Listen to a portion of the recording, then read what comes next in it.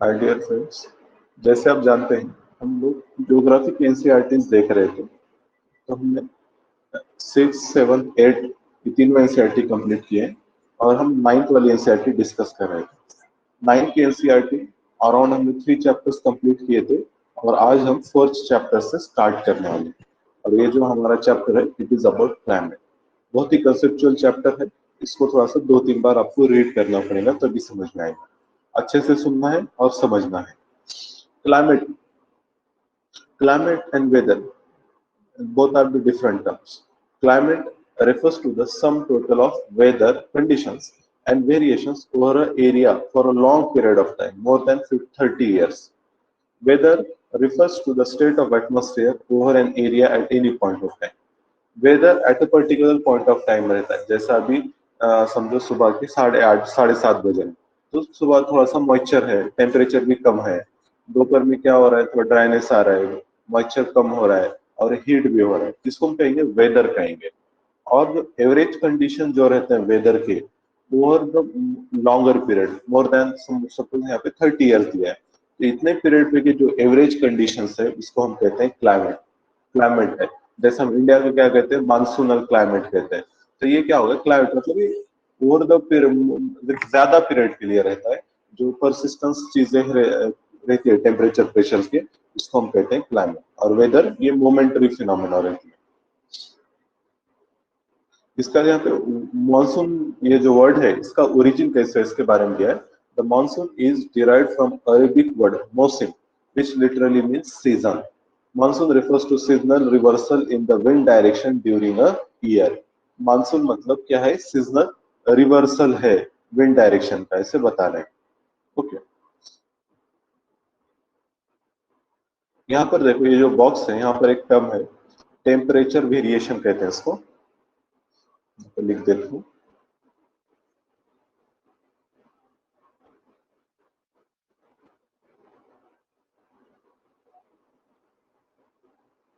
Temperature barrier मतलब जो day और नाइट का जो टेम्परेचर है वो दोनों में कितना डिफरेंस है।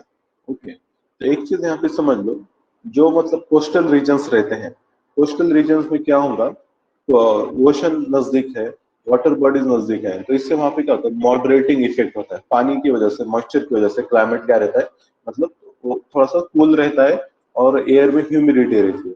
इसकी वजह से यहाँ पर ज्यादा वेरिएशन नहीं रहता। कोस्टल सिटीज जैसा मुंबई हो गया, कलकत्ता हो गया, चेन्नई हो गया, यहाँ पर टेम्परेचर वेरिएशन बहुत कम रहेगा।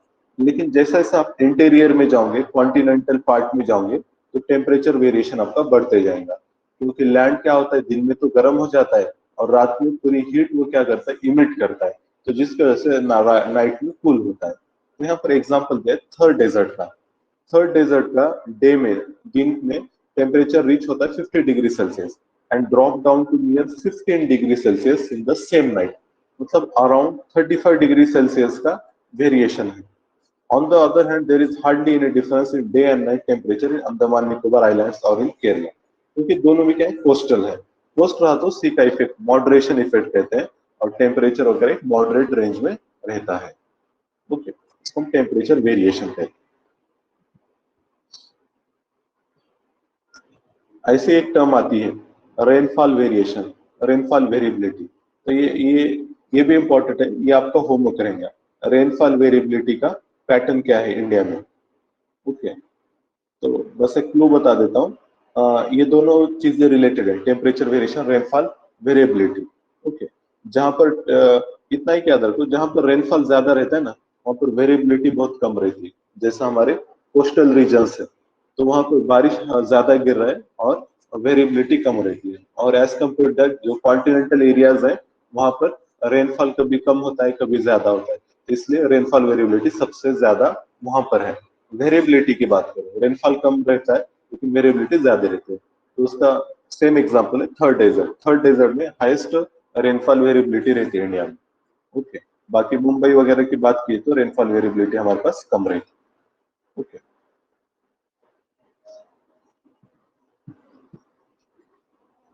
यहाँ पर कुछ क्वेश्चन दिए हैं, जैसा why the houses in Rajasthan have thick walls and flat roofs.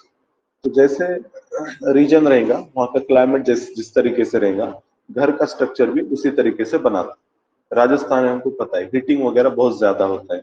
Okay, तो थिक वॉल्स बनाते हैं। थिक वॉल से क्या होगा, वॉल्स एज ए इंसुलेटर बोल के काम करेंगे। बाहर की हीट क्या होंगी, डायरेक्टली मतलब अंदर नहीं आएंगी, पेनिट्रेट ज्यादा नहीं होंगी, तो इंसुलेटर बोल के काम करेंगे। और फ्लैट रूफ, फ्लैट रूफ से क्या होता है, मतलब ज्यादा सरफेस रहेगा और मतलब विंड के कांटेक्ट में आएगा, तो उससे क्या होगा, उसका मतलब हीट लॉस होगा।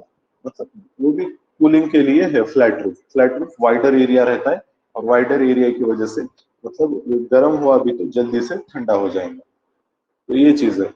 दूसरा क्वेश्चन है, why is it that the houses in the Tarai region and in Goa and Mangalore have sloping roofs? Terai region, Goa, Mangalore, यहाँ पर रेनफॉल बहुत ज्यादा रहता है, तो इसलिए क्या है, अगर फ्लैट रूफ रखेंगे तो पानी जमा हो जाएगा, तो इसलिए यहाँ पे क्या करते हैं, स्लैंटिंग रूफ, स्लोपिंग रूफ बोलते हैं। ये आप मुंबई में भी देखे होंगे, मतलब रूफ इस तरीके से रहते हैं, स्लैंटिंग रूफ जिसको हम कहते हैं। ओके, तो वो स्लोपिंग रूफ, तो पानी जल्दी से परकोलेट हो जाए, नीचे चला जाए। तीसरा है, why the houses in Assam are built on stilt. Stilt मतलब ये अगर ये आपका हाउस है सपोज, तो ये हाउस डायरेक्ट जमीन पर नहीं रहते हैं, नीचे से वुडन स्ट्रक्चर रहता है, ये ऐसा बेस रहता है वुडन, और हाइट पे उसके वुडन प्लेटफॉर्म पे घर बनाते हैं, तो इसको स्टिल्ट कहते हैं। तो इसलिए कि यहाँ पे फॉरेस्ट कवर बहुत ज्यादा है और there are poisonous animals, snakes etcetera, तो उनसे बचने के लिए यहाँ पर ग्राउंड पे घर नहीं बनाते, पहले एक पिलर्स, वुडन के पिलर्स रहते हैं, उससे एक बॉक्स बनाएंगे और उसके ऊपर घर बनाएंगे। ओके, तो उसको स्टिल्ट रूफ, बिल्ट ऑन स्टिल्ट्स, ये रीजन है उसका। फिर यहाँ पर आगे डिस्कशन है कि क्लाइमेट, क्लाइमेट कोई भी जो रीजन का है तो उस पर क्या क्या फैक्टर्स अफेक्ट करते हैं। तो यहाँ पर देखो, there are 6 major controls of the climate of any place: latitude, altitude, pressure, wind system, distance from the sea, ocean currents and relief feature. Okay, latitude आपको पता है, हमने देखा था, अगर ये अपना अर्थ है, ओके,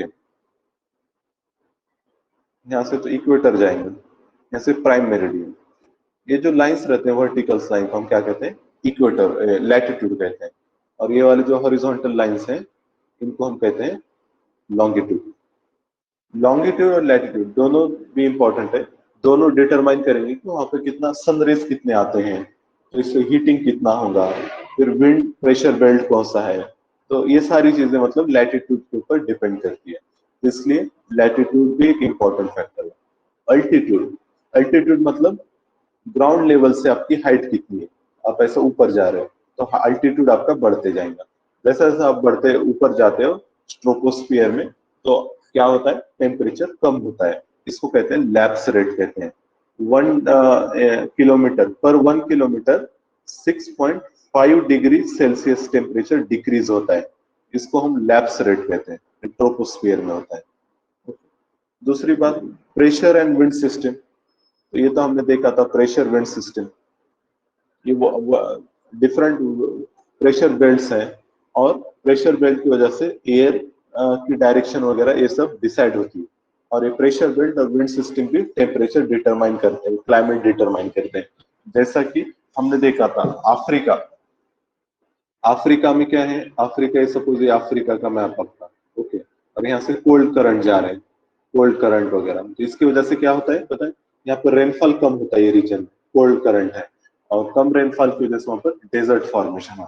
ओके, जो करंट की डायरेक्शन है ओशन करंट की, वो भी इससे हीटिंग से और विंड प्रेशर से मतलब डिसाइड होती है, तो ये चीज भी आप समझ लेना। तो अल्टीट्यूड का इम्पैक्ट होता है, प्रेशर विंड्स का इम्पैक्ट होता है, इसी तरीके से ओशन करंट्स अभी हमने देखा, डिस्टेंस फ्रॉम द सी, ये बहुत इंपॉर्टेंट है, डिस्टेंस फ्रॉम द सी जिसको हम कॉन्टिनेंटलिटी कहते हैं। अभी हमने देखा था कि टेम्परेचर वेरिएशन सबसे कम कहाँ होगा, जहां पर कोस्टल रीजन है वहां पर टेम्परेचर वेरिएशन भी कम होगा। इसी तरीके से रेनफॉल वेरिएबिलिटी, रेनफॉल वेरिएबिलिटी भी कोस्टल रीजन्स में कम होंगे, क्योंकि देखो जो अपना पेनिनसुलर प्लेटू वगैरह है, तीनों तरफ से ओशन है, तो इससे क्या होता है, मॉइस्चर ज्यादा रहता है, और अगर हीटिंग भी हो गई ना, तो ये क्या होता है, कूलिंग इफेक्ट होता है, ओशन ज्यादा हीट नहीं होता है, तो उस के इफेक्ट से वहां पर कूलिंग होता है, और इसी तरीके से ज्यादा कूल भी नहीं होता है ओशन, तो मतलब ज्यादा टेम्परेचर ड्रॉप भी नहीं होता, इसकी वजह से मॉडरेशन इफेक्ट कहते हैं इसको। लेकिन एज कम्पेयर अगर आप इंटीरियर की, मराठवाड़ा वगैरह ये रीजन की बात करोगे, तो यहाँ पर क्या होगा, टेम्परेचर वेरिएशन भी ज्यादा रहेगा और रेनफॉल वेरिएबिलिटी भी ज्यादा रहेगी। तो कॉन्टिनेंटल डिस्टेंस फ्रॉम सी भी मैटर करता है। ओशन करंट्स अभी हमने देखा था, कोल्ड करंट, वार्म करंट, और वो हिसाब से आपको क्लाइमेट डिसाइड होगा। और रिलीफ फीचर्स, रिलीफ फीचर मतलब जैसा प्लेट्यू है, प्लेन है, हिल्स है, या फिर और दूसरा कोई फीचर है, तो वो भी डिसाइड करेंगे। जैसा हिमालय है, तो हिमालय जैसे जैसे ऊपर हाइट बढ़ते जाती है, उसी तरीके से वेजिटेशन भी वहां का बढ़ते मतलब डिफरेंट रहेगा। तो इससे क्या होता है, क्यों डिफरेंट है, तो क्लाइमेट चेंज हो रहा है ना, नीचे से ऊपर जा रहा है। नीचे तो यहाँ पे टेम्परेट ट्रॉपिकल मिलेगा, यहाँ पे टेम्परेट जोन मिलेगा, इसी तरीके से यहाँ पे पोलर क्लाइमेट मिलेगा, तो फिर वेजिटेशन भी डिफरेंट रहेगा। ओके, तो ये चीज आप समझ लो, यहाँ पर वही चीजें एक्सप्लेन की है। एक टर्म आती है कोरियोलिस फोर्स। कोरियोलिस फोर्स क्या है, apparent force caused by earth's rotation. ये अपेरेंट फोर्स है, असली में नहीं है, लेकिन अपेरेंट दिखता है। The Coriolis force is responsible for deflecting winds toward the right in the northern hemisphere and toward the left in the southern hemisphere. This is also known as Ferrel's law. यहाँ पर समझो, wind कैसे flow होते हैं, high pressure to low pressure. ध्यान से सुनो, wind flow होते हैं high pressure to low pressure, जहां पे प्रेशर ज्यादा है वहां से विंड निकलेंगे और लो प्रेशर की तरफ जाएंगे। तो मतलब यहाँ पर अगर हम देखें, सब ट्रॉपिकल हाई प्रेशर बेल्ट है और इक्वेटोरियल लो प्रेशर बेल्ट है। विंड कैसे जाने चाहिए, ऐसे जाने चाहिए ना हमारे विंड्स। ओके, लेकिन विंड्स हमारे कैसे जा रहे हैं, ये ऐसे इस तरीके से जा रहे हैं। तो ये तो मसला हो गया, ऐसा तो नहीं होना चाहिए था। लेकिन ये इसलिए हो रहे हैं कि ये due to effect of rotation of earth. Earth rotate होता है फ्रॉम वेस्ट टू ईस्ट, और इसकी वजह से इस तरीके का हमको मतलब दिखता है, विंड थोड़ा सा क्रॉस जा रहा है। अब इसको कैसे समझना है कोरियोलिस फोर्स को, आप एक चीज समझो। सपोज आपके सामने से कोई ट्रक जा रहा है, ओके, और आपने क्या किया, ट्रक आपके सामने लेकिन स्पीड में जा रहा है, आपने एक पत्थर फेंका। ओके, जब वो ट्रक का फ्रंट टायर आपके सामने था, तब आपने जोर से पत्थर फेंका। लेकिन क्या होता है, ट्रक तो स्पीड में गया ना आगे, तो वो मतलब जो पत्थर हिट होगा ट्रक को, फ्रंट टायर पे हिट नहीं होता है, उसके पीछे वाले टायर या उसके आसपास के रीजन में हिट होगा। तो मतलब अपेरेंटली हमने तो फेंका था फ्रंट टायर के पास वो पत्थर को, लेकिन वो लग रहा है व्हीकल के बैक साइड है, पीछे के टायर को। तो इससे मतलब अगर ऊपर से कोई देखेगा तो उसको लगेगा, मतलब कोई देख रहा है समझो, तो उसको लगेगा कि थोड़ा सा क्रॉस हो गया, इसने फेंका तो सीधा था लेकिन वो लग गया पीछे के टायर पे। ओके, तो ये अपेरेंट ऐसा दिखता है हमको, तो इसको जो कहते हैं कोरियोलिस फोर्स। ओके, मतलब कोई सामने की बॉडी अगर मूवमेंट में है, तो हम अगर तो उसमें क्या होगा, मतलब डायरेक्शन में चेंज दिखता है। इसे कोई हम अपेरेंट फोर्स या फिर कोरियोलिस फोर्स कहते हैं। ओके, आ रहा है समझ में?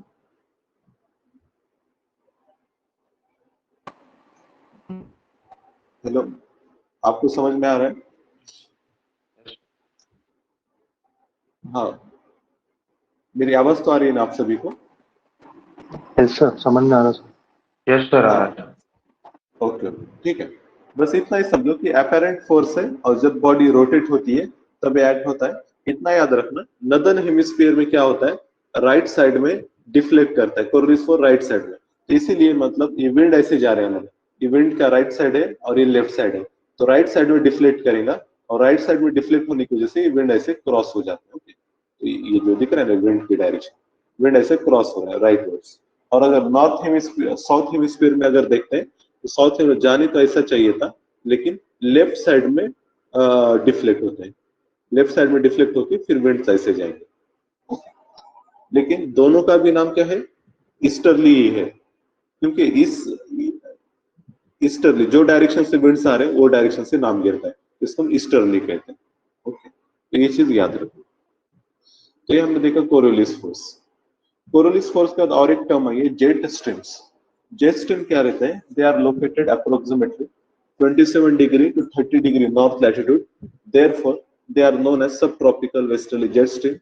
Over India, this stream blows south of Himalaya all over the earth. ठीक है, अब यहाँ पर एक चीज समझो, जो जेट स्ट्रीम्स रहते हैं ये मतलब ये हाई अल्टीट्यूड विंड्स है। हाई अल्टीट्यूड मतलब देखो 12,000 मीटर, 12,000 मीटर मतलब अराउंड 12 किलोमीटर, तो 10 से 12 किलोमीटर इतने हाइट पे से ये विंड्स जाते हैं। इनकी स्पीड भी 110 किलोमीटर पर आवर, बहुत ज्यादा है। और मतलब मेजर जो विंड प्रेशर जो जेट स्ट्रीम्स है ना, ये 3 या 4 कुछ रहते हैं। और the most constant are mid latitude subtropical jet stream.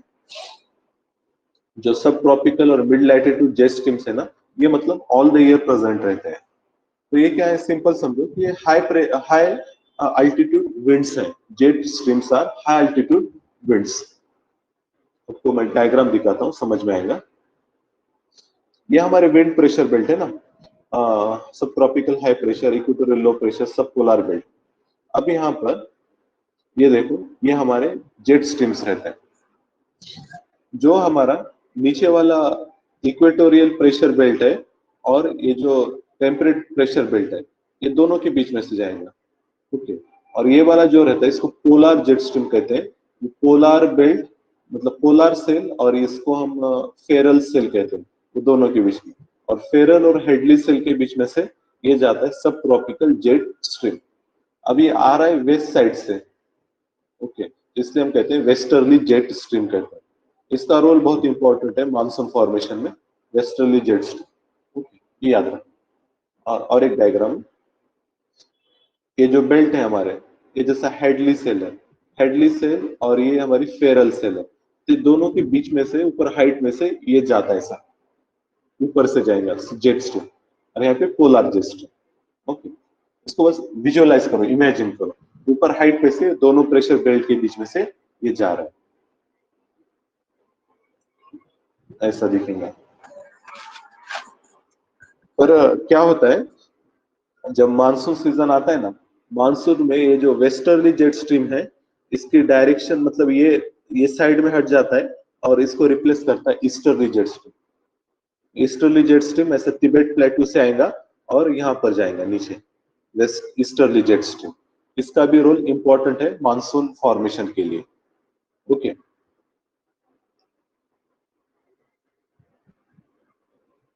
ये पूरा मानसून फॉर्मेशन का मैकेनिज्म वगैरह है, ये भी हम देखेंगे। ये नॉर्मल जब इंडिया रहता है नॉर्मल सीजन में, मतलब विंटर हो या समर हो, तो तब इस तरीके से जो वेस्टर्ली जेट स्ट्रीम है ये इंडिया पे से जाता है, वेस्टर्ली जेट स्ट्रीम।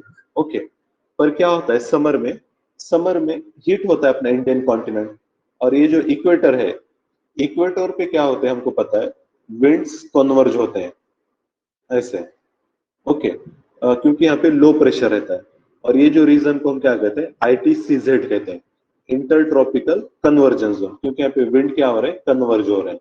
ओके, पर अब समर में क्या होगा, हीट होगा नॉर्थ हेमिस्फीयर, और हीट होने की वजह से ये क्या होता है, नॉर्थवर्ड शिफ्ट होता है ITCZ, और ये शिफ्ट होते होते कहाँ तक आएगा, यहाँ पर पूरा ट्रॉपिक ऑफ कैंसर जो है ना, वहां तक आ जाएगा। और इसकी वजह से ये जो विंड सिस्टम है यहाँ पर शिफ्ट हो जाएंगी, और वेस्टर्ली जेट स्ट्रीम जो है आपका हिमालय के नॉर्थ में चला जाएगा, हिमालय को भी क्रॉस करके नॉर्थ में चला जाएगा। और वो टाइम पे क्या होता है, तिबेटियन प्लेटो भी बहुत हिट होता है।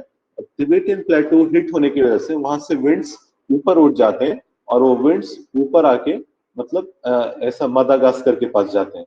ये हाई प्रेशर, ये इसको कहते हैं ईस्टर्ली जेट स्ट्रीम। ओके, ये ऊपर जाएगा, फिर यहाँ पे डिसेंड होता है मादागास्कर के पास, मस्करिन जोन इसका नाम है, और ये फिर नीचे आएगा, नीचे आके कूल हो जाएगा, और फिर इसके बाद ये आएगा आगे ग्राउंड पे। इसी को हम क्या कहते हैं, मानसून विंड कहते हैं। ओके, इस तरीके से सर्कुलेशन होता है ईस्टर्ली जेट स्ट्रीम, और ये नीचे आके मानसून को पुश करेंगे इंडिया की तरफ। ओके, यही चीजें यहाँ पर दी है।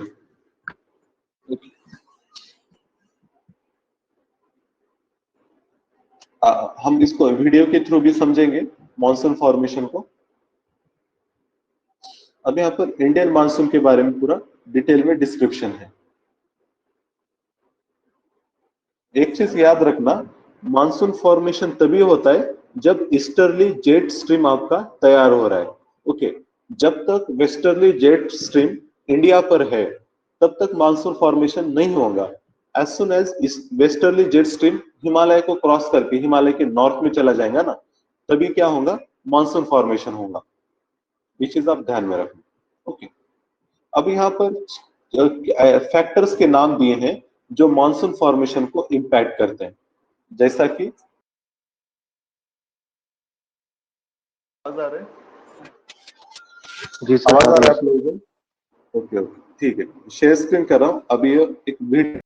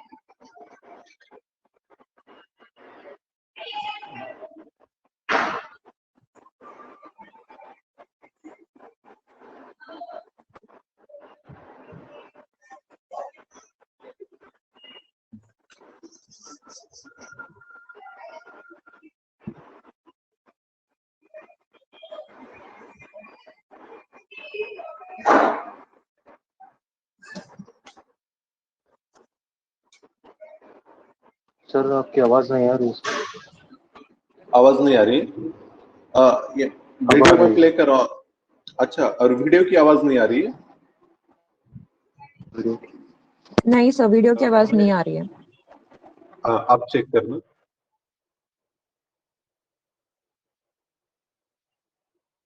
एक,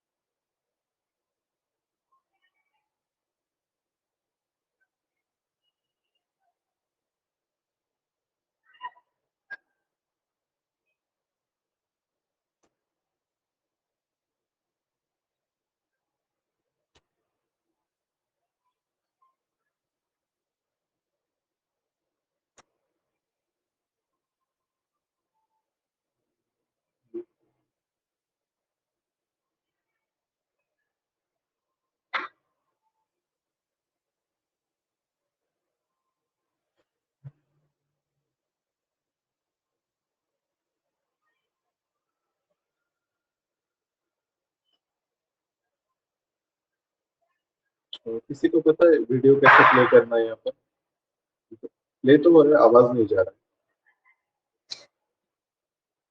शेयर, एक शेयर स्क्रीन, इमेज, वीडियो, कितने ऑप्शन?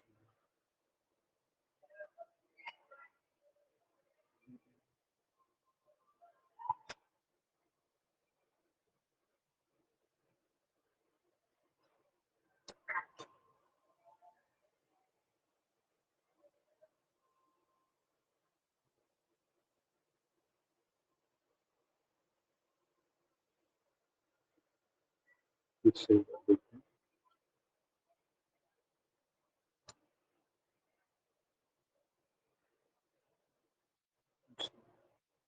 फिर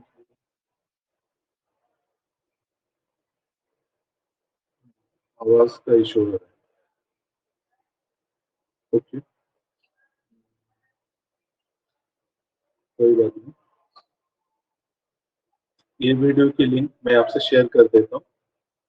ओके, और आप लोग फिर उसको फिर लेक्चर के बाद फौरन देख लें। बहुत ही इंपॉर्टेंट वीडियो है, थोड़ा सा आपका अंडरस्टैंडिंग इसमें अच्छा हो जाएगा। दो वीडियोस एक्चुअली देखना है, एक है इंडियन मॉनसून फॉर्मेशन का और दूसरा है यल नीनो ला नीना। ये दो कंसेप्ट जो है उसके बारे में। ओके, अभी तो मेरा आवाज आ रहा है ना आप लोगों को? जी सर, अब आ रहा है। ठीक है, तो थोड़ा वीडियो पता नहीं, उसका आवाज नहीं आ रहा है, शायद कुछ सेटिंग। सर आप तब लिंक तक ग्रुप फिर में डाल देना लिंक मैं ग्रुप में दोनों भेज देता वीडियोस हूँ। की। हाँ, जी वो याद से देख कर आना है, एक दो बार देखो, थोड़ा सा और क्लियरिटी आ जाएगी, क्योंकि ये थोड़ा सा विजुअलाइजेशन से आसानी होती है समझने में चीजों।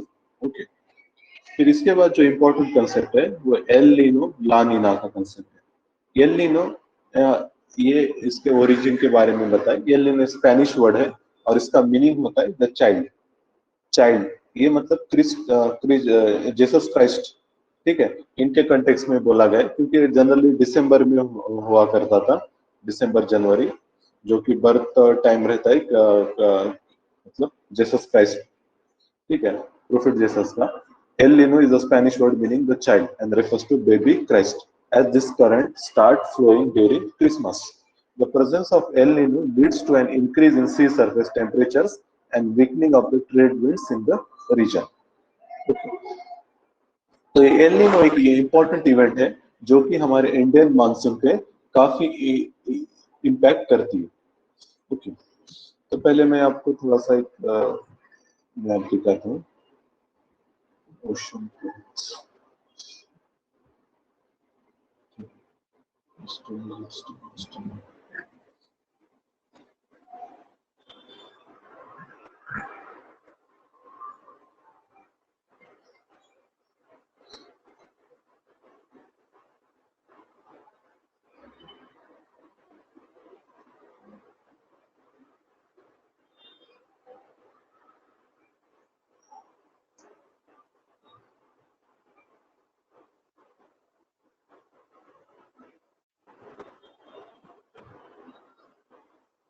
ये देखो अपने ओशन करंट्स हैं। ओके, और ये ओशन करंट है, यहाँ पर हमने देखा था कुछ करंट रहते हैं हमारे जो कि वार्म रहते हैं, कुछ कोल्ड रहते हैं। जब हम, ये हमारे लिए इंपॉर्टेंट अभी ये है पेरू करंट है। ओके, तो जो पेरू करंट है ये कोल्ड करंट है। नॉर्मल सीजन में ये कोल्ड रहता है, कोल्ड करंट। और बट जब एल नीनो होता है ना, तो कोल्ड करंट क्या हो जाता है, वार्म हो जाता है, और इसके वार्म होने की वजह से इसका इम्पैक्ट होता है इंडियन मानसून पर। इंडियन मानसून मतलब निगेटिव इम्पैक्ट रहता है जब ये वार्म करंट, जो कोल्ड करंट है पेरू के पास का, इसी को हम बोल्ट करंट कहते हैं, it was replaced by a warm current. तो इसी, ये जो इवेंट है इसी को ही हम क्या कहते हैं, El Nino. El Nino southern oscillation, ऐसा हम कहते हैं। वापस अपने इस पे एनसीईआरटी पे आ जाओ, थोड़ा सा इसको हम देखते हैं अच्छे से। जैसा कि हमने अभी मैप देखा कि यहाँ पर क्या है हमारा, अफ्री ये अमेरिकन कॉन्टिनेंट है।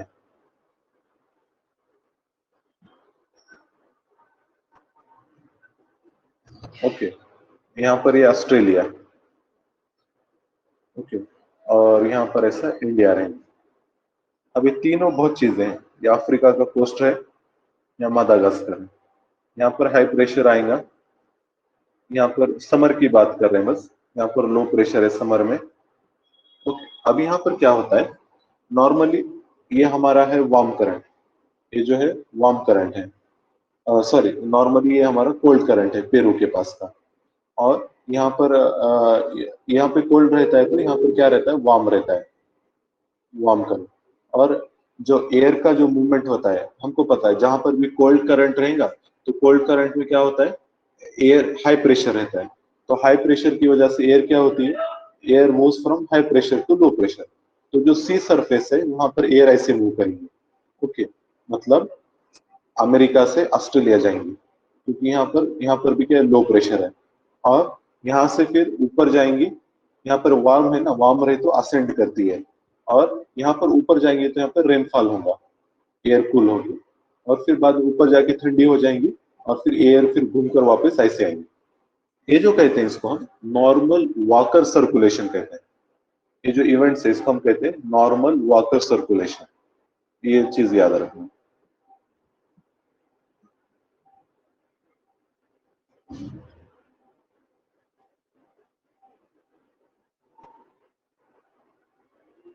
इसको कहते हैं नॉर्मल वाकर सर्कुलेशन। ओके, पर इसके बाद क्या होता है, एल नीनो जब होता है एल नीनो के टाइम पे सेम मैं डायग्राम यहाँ पे फास्ट बनाता हूँ।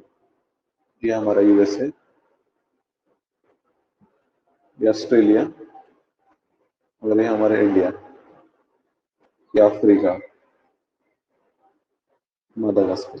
यहाँ पे हाई प्रेशर है, यहाँ पर लो प्रेशर है।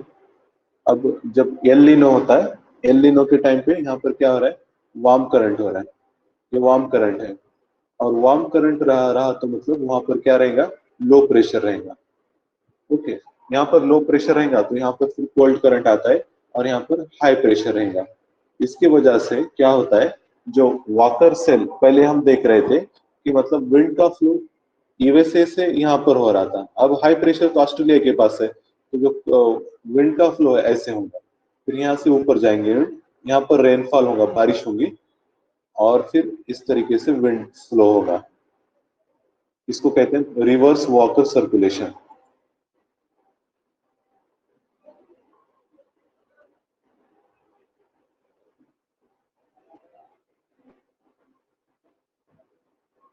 अब ये रिवर्स वॉकर सर्कुलेशन हो गया। अब क्या होता, पहले क्या हो रहा था इस वाली डायग्राम में, मतलब जो विंड्स थे हमारे, यहाँ तो पता है हमको लो प्रेशर विंड्स क्या होते हैं, हाई प्रेशर से लो प्रेशर जाते हैं, फिर ऊपर जाएंगे, असेंड होंगे, और फिर ऊपर से और वापस यहाँ पे आएंगे, अपर हाइट पे, और नीचे जाएंगे। ओके, तो ऐसे विंड का एक सिस्टम रहता है। और यहाँ पर भी लो प्रेशर हाई प्रेशर, और यहाँ पर लो प्रेशर था तो ये विंड्स यहाँ पर भी आते थे, मतलब हाई प्रेशर यहाँ से विंड्स इधर भी जाया करते थे, फिर यहाँ से ऊपर जाएंगे, और ऊपर जाने के बाद और डिसेंड करेंगे यहाँ पर, और यहाँ से नीचे आएंगे। तो इसकी वजह से क्या होता था, विंड का सप्लाई हम मादागास्कर के पास ज्यादा होता था। ओके, मादागास्कर के पास विंड सप्लाई ज्यादा हो रहा है, जो मस्करिन है, यहाँ से भी विंड्स आ रहे हैं और इंडिया से भी विंड्स आ रहे हैं। तो इसकी वजह से क्या होता है, ज्यादा मॉइस्चर सप्लाई होता है और मानसून अच्छा रहता है। पर जब ये रिवर्स वॉकर सर्कुलेशन होता है, मतलब एल नीनो का इवेंट होता है, अब यहाँ वाले तो विंड आएंगे नहीं, क्योंकि यहाँ पे खुद हाई प्रेशर है ना। अगर यहाँ पे हाई प्रेशर है, यहाँ पे अगर लो प्रेशर है तो विंड्स यहाँ से जाते हैं और ऊपर से ऐसे इधर आते हैं। लेकिन अब यहाँ पे भी हाई प्रेशर, यहाँ पे हाई प्रेशर, तो ये जो सिस्टम है ये टूट जाती है। बस ये वाली सिस्टम ही कंटिन्यू रहती है, high pressure to low pressure, फिर ऊपर, फिर ऐसा। ओके, ये वाली सिस्टम से कनेक्शन नहीं रहता। इसकी वजह से यहाँ पर इस पे अफेक्ट होता है, और मॉइस्चर सप्लाई वगैरह कम हो जाता है, और मानसून भी कम हो जाता है। इसी को कहते हैं हम एल नीनो इवेंट। ओके, तो यहाँ पर यही चीजें वो बताई गई है। ओके, तब आपका होमवर्क है, आपने क्या करना है, वो दोनों वीडियो की मैं लिंक भेजता हूँ, उसको अच्छे से देखना है, तभी ये और फिर से और ज्यादा आपका क्लियर हो जाएगा, और उसके बाद फिर इमेजेस देखो, आपको समझ में आएगा। ओके, आ रहा है समझ में? Yes sir. आपको समझ में आ रहा है? हाँ, एल नीनो। और ये जो नॉर्मल रहता है ना, नॉर्मल वॉकर सेल, कभी कभी क्या होता है, एक कोल्ड करंट है अपना, ये और ज्यादा कोल्ड होता है, ठीक है, जो कि अच्छी बात है मानसून के लिए। इसको हम कहते हैं ला नीना। ला नीना अच्छे रहता है मानसून के लिए, और यल नीनो बुरी बात है मानसून के लिए। तो ये ला नीना के टाइम ये और कोल्ड हो जाता है, जैसा एल नीनो में वार्म हो रहा है, ला नीना में और कोल्ड हो रहा है, तो इसका भी मानसून पे अच्छा इम्पैक्ट गिरेगा। ओके, तो ये चीज आप समझ लें। तो ये हमने अपना इंडियन मानसून मतलब देख लिया, उसमें जो कंसेप्ट वगैरह रहते हैं, मेजर कंसेप्ट, वो भी हमने देख लिए। कुछ टर्म्स हैं जो आपको थोड़ा सा सर्च करके लिखना पड़ेगा, मैं आपको बोल देता हूँ, आप नोट डाउन कर लो। एक है कि मतलब जैसा हमने इंडियन ओशन एल नीनो ला नीना देखा ना, ऐसे एक रहता है इंडियन ओशन डायपोल। ओके, ये क्या रहता है, पॉजिटिव आईओडी क्या है, निगेटिव आईओडी क्या है, बहुत आसान है समझने में, ये आप थोड़ा सा देख कर आ जाना। आईओडी क्या रहता है। दूसरा टर्म है मैडन जूलियन,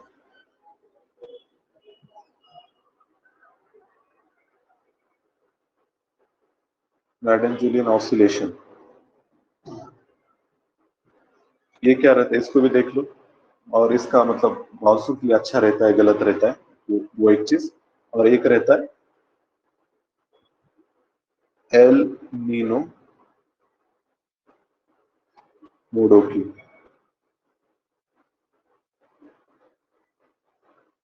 एल नीनो मोडोकी, तीनों टर्म की मीनिंग आपको देख कर आना।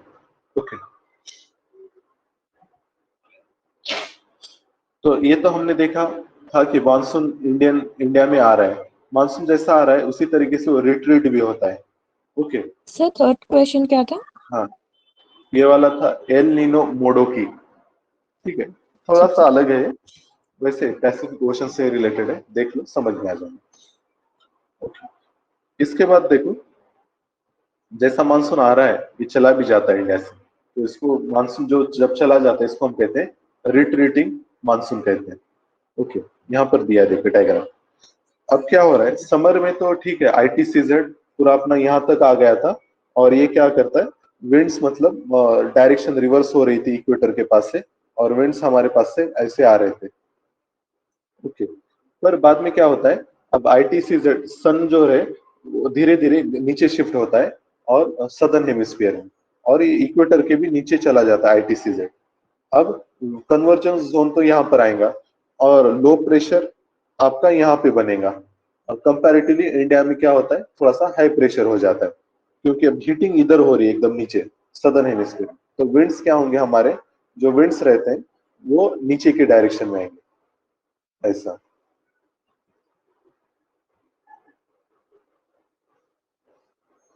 तो यहाँ से ऐसा जाएंगे, इसको कहते हैं retreating monsoon. Okay, retreating monsoon क्योंकि ये उनका जो ओरिजिन हो रहा है, ये जो रिट्रीटिंग मानसून है यहाँ से ऊपर से आ रहे हैं ना, तो इसमें मॉइस्चर वगैरह बहुत कम रहता है, तो रेनफॉल इससे जो होगा रिट्रीटिंग मानसून से रेनफॉल भी कम रहता है। पर देखो क्या होता है, यहाँ पर ये रीजन याद रखना, ये रीजन में जो विंड्स है ना ऐसे आ रहे हैं, ऐसे आ रहे हैं, इधर से आ रहे हैं, फिर ये क्या करें तमिलनाडु कोस्ट से जा रहे हैं, जिसको हम कोरोमंडल कोस्ट कहते हैं।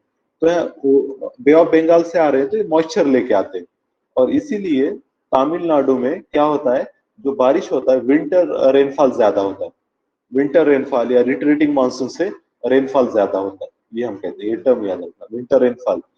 ओके, या फिर retreating rainfall Tamil Nadu Coromandel coast में ज्यादा है। क्यों ज्यादा हो रहा है, तो ये जो विंड्स आ रहे हैं ये थोड़ा सा ओशन से ऊपर आ रहे हैं, और फिर इसके बाद कोस्टल से जा रहे हैं कोरोमंडल कोस्ट, तो यहाँ पर तमिलनाडु में ये विंड से जाते हैं।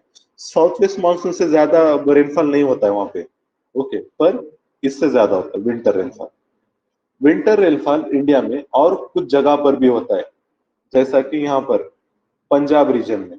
ओके, उसका रीजन है ये मानसून विंड्स की वजह से नहीं होता है रेनफॉल, विंटर सीजन की बात करें नवंबर दिसंबर में, ये जो रेनफॉल होता है ना यहाँ पे विंटर रेनफॉल, तो ये रेनफॉल होता है मेडिटेरियन सी से भी जो वेस्टर्ली जेट स्ट्रीम्स है ना वो आते हैं, वो तो आ रहे हैं हमारे पास, और साथ में मेडिटेरियन सी के ऊपर से आ रहे हैं, तो मेडिटेरियन सी का मॉइस्चर वो लेकर आते हैं, और यहाँ पर पंजाब हरियाणा रीजन में रेनफॉल होता है विंटर में, जो कि काफी यूजफुल होता है रबी क्रॉप्स के लिए, रबी क्रॉप्स के लिए ये रेनफॉल यूज होता है। ओके, इसको विंटर रेनफॉल कहते हैं एक्चुअली, ये विंटर रेनफॉल हो गया। ओके, इसको नहीं कहते हैं, ये वाला में विंटर रेनफॉल नहीं कहेंगे, रिट्रीटिंग मानसून की वजह से जो रेनफॉल है रिट्रीटिंग रेनफॉल कहेंगे इसको, क्योंकि ये रिट्रीट ऑफ मानसून जल्दी होती है ना। जनरली रेनी सीजन हमारा जून जुलाई अगस्त सितंबर, तो ये जो रहता है नॉर्मली अक्टूबर में होता है। ओके, सितंबर एंड अक्टूबर, सितंबर प्लस अक्टूबर में ये आपका रिट्रीटिंग मानसून होगा। ओके, और उसके बाद फिर दिसंबर में विंटर रेनफॉल होता है। तो मतलब सिर्फ साउथ वेस्ट मानसून से नहीं होता है, मतलब रिट्रीटिंग मानसून, इसी को नॉर्थ वेस्ट, क्योंकि नॉर्थ वेस्ट ये डायरेक्शन से आ रहे हैं ना, नॉर्थ और वेस्ट ऐसे विंड्स आ रहे हैं, तो इसलिए इसको रिट्रीटिंग मानसून कहते हैं, या फिर north west monsoon. North east monsoon से भी रेनफॉल होता है और वेस्टर्न डिस्टर्बेंसेस से भी रेनफॉल होता है इंडिया। ओके, ये याद रखो।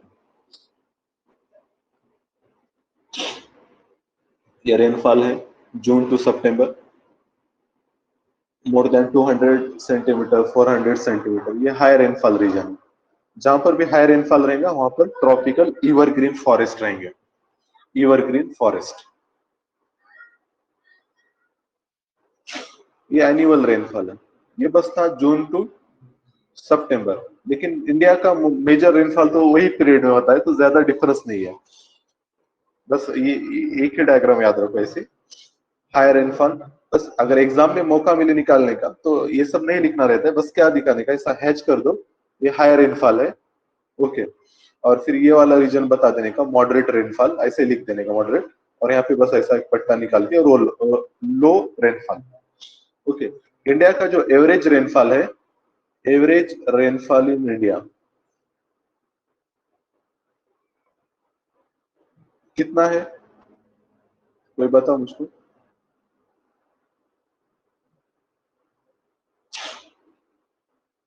कितना कितना है एवरेज रेनफॉल? ठीक है, मैं बता देता हूँ। इंडिया का एवरेज रेनफॉल है 110 सेंटीमीटर। वो देगा, एक तो रेनफॉल की फिगर गलत देगा या फिर सेंटीमीटर के बजाय एमएम देगा, तो एमएम नहीं है, सेंटीमीटर है। Average rainfall in India 110 centimetre. Okay, ये याद रखो। तो पूरा फिर आगे इस तरीके से हमारा ये चैप्टर एंड होता है। इसको अच्छे से पढ़ो और कल फिर इंशाल्लाह ये 2 चैप्टर बचे हैं हमारे छोटे से, वेजिटेशन वगैरह, ये तो हमने देख लिया है। ये तो मतलब कई बार हमने देखा है, इसको जरूरत है क्या लेने की फिर से? मतलब सेम वही चीजें रिपीट होंगी। मतलब ट्रॉपिकल, डेसिडियस और उसके एग्जाम्पल वही चीजें हैं। माउंटेन फॉरेस्ट, मैंग्रोव फॉरेस्ट क्या रहते हैं।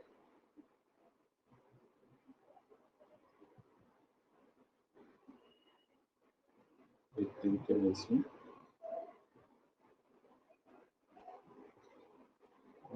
लास्ट वाला चैप्टर है, इसमें क्या है, पॉपुलेशन के बारे में चैप्टर।